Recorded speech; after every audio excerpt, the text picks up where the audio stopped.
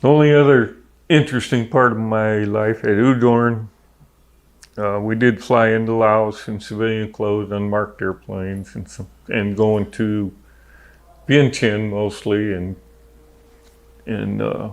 taking the two-star general up there to meet with the ambassador. And the ambassador ran the war in Laos, and That's what I had heard.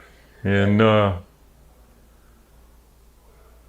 and then I was there during Linebacker 2 when we started bombing North Vietnam. Linebacker 1 and 2. So I was at Udorn when all the guys became aces. We shot down a lot of MiGs during that time. They did. I say we, America. Yep. So I was there for all that and all the parties in the club. And you mentioned Roger Locher the other night. Yeah. Yeah.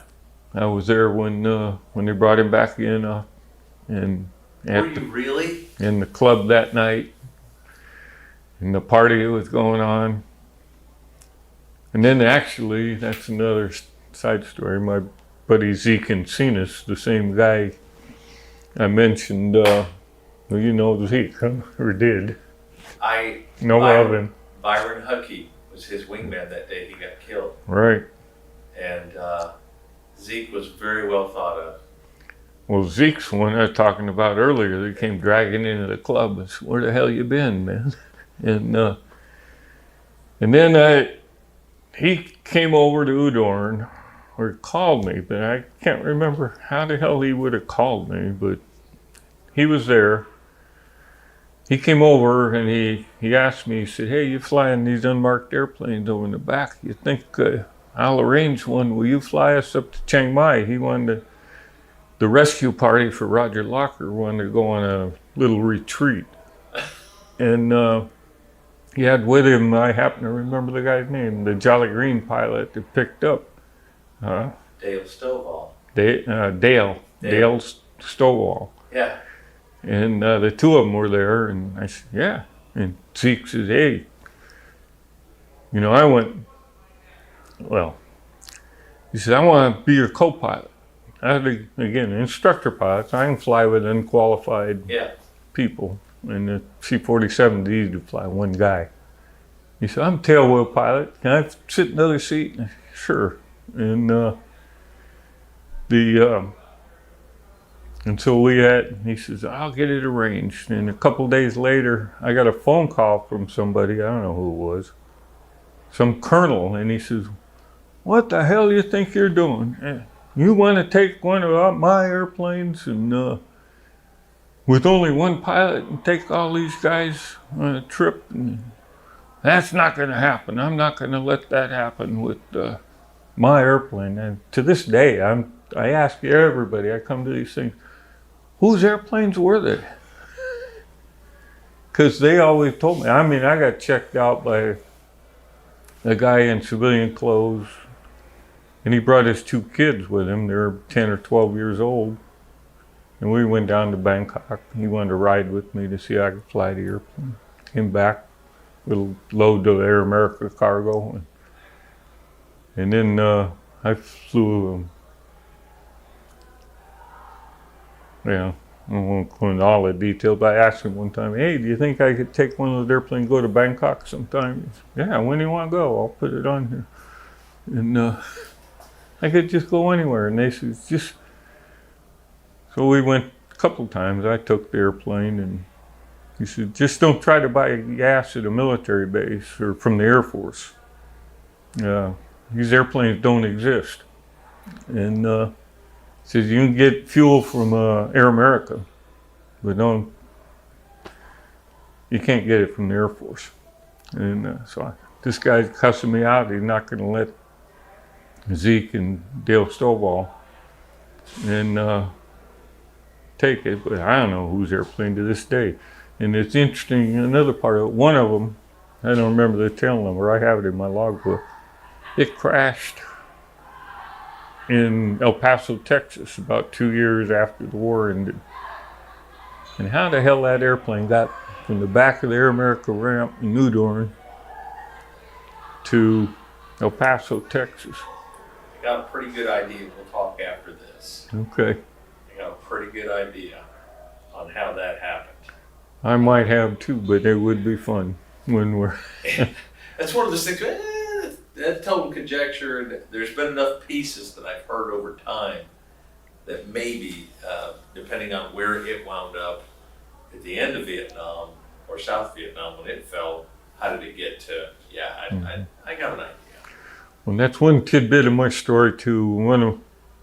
We had several trips to Vientiane, and we'd spend time on the ground there 4 or 5 hours waiting for our VIP customer to come back.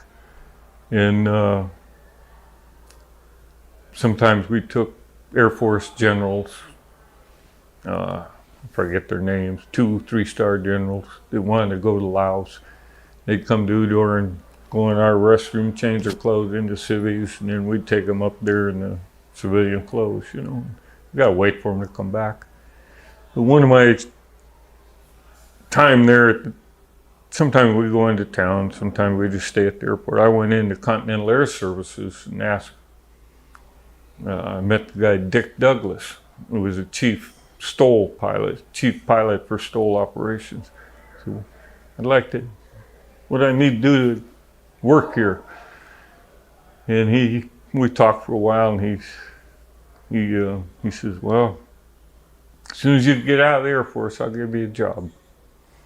And so I spent the next 1.5 years trying to get out of the Air Force, and the war ended before I did, so I never went back to go to work for them. Those were some cool aircraft. Yep. I had a friend of mine that would ferry those to South America. And he and another guy, they'd take two. And they were discussing, if an engine goes out over the ocean, what's your plan? And the one guy said, I'm just going to point the nose down. I don't want to be out there swimming with the sharks. He was thinking, there's nobody out here to save you. Yeah.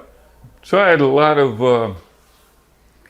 Lagos, Nigeria is where they were ferrying those two. Oh, yeah. You go across over to the island out there. Getting old, don't remember those names. That's fine. So I had a lot of varied experience in 2 years, and I got 1,000 hours in EC-47 1 year, 1,000 hours at Udor in the second year. You don't get 1,000 hours a year in the Air Force. It's a lot of flying. Yeah, and of course we were flying 5 or 7 hours a day, so. It added up. Yeah. So your technical designation, you were in the Air Force, but you flew in sterile aircraft most of the time? Not most of the time, but the Air Force airplane, there was EC-47. Okay. We just, there's no question that the Air Force owned them, and we were Air Force people, but they wanted us to not look like Air Force people. Yeah. I got you. And this story they told us, which if we got shot down in the EC-47, they wanted the security service people that had a lot of knowledge of secret stuff. They didn't know who they were or who some dumb pilot is, you know. And so I don't know any secrets. Don't beat me up. I'm just flying the plane, man. Yeah.